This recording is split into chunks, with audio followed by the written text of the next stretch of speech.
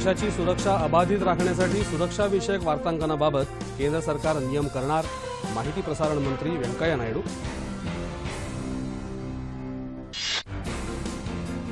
सार्वजनिक आणि परदेशी गुंतवणुकीचा ओघ कायम असला तरी अर्थव्यवस्था खऱ्या अर्थानं बहरण्यासाठी खासगी क्षेत्रानं गुंतवणूक वाढवायला हवी, अशी वित्तमंत्री अरुण जेटली यांना अपेक्षा.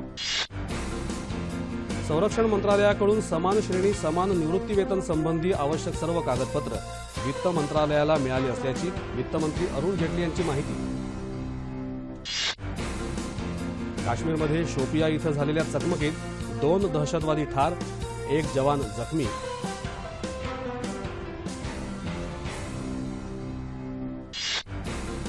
राज्याच्या दुष्काळी भागातील सिंचन प्रकल्पांना गती देण्यासाठी केंद्राचं पूर्ण पाठबळ, केंद्रीय वित्तमंत्र्यांबरोबर मुख्यमंत्र्यांची महत्त्वपूर्ण चर्चा.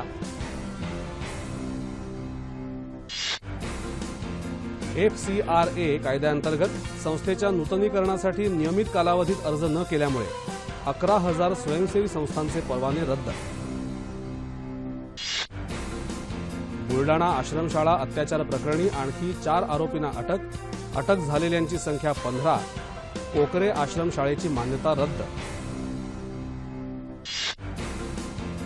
कृष्णा गोदावरी खोऱ्यात ONGCच्या नैसर्गिक वायूचं उत्खनन केल्याप्रकरणी रिलायन्स इंडस्ट्रीज लिमिटेड आणि त्यांच्या भागीदार कंपन्यांवर केंद्र सरकारनं लावला 10,000 कोटी रुपयांचा दंड.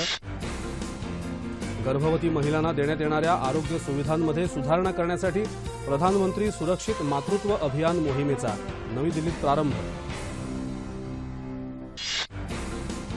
बॉम्बे हाऊसच्या सुरक्षा रक्षकांकडून वृत्त छायाचित्रकारांना मारहाण, टाटा समूहाकडून दिलगिरी व्यक्त.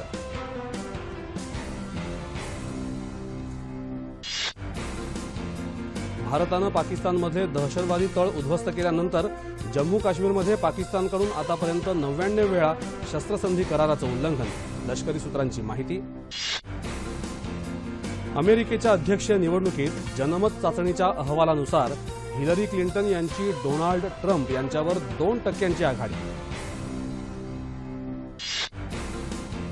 अनिवासी भारतीयांना मतदान करता यावं यासाठी निवडणूक आयोगाकडून खास मोहिमेचं आयोजन, ऑनलाईन सर्वेक्षण सुरू.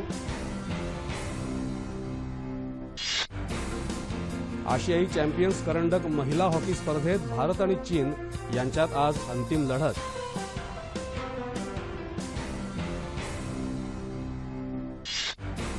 राजधानी दिल्लीला धूर आणि धुक्यानं वेढलं, गेल्या 17 वर्षातलं सर्वात गडद धुकं.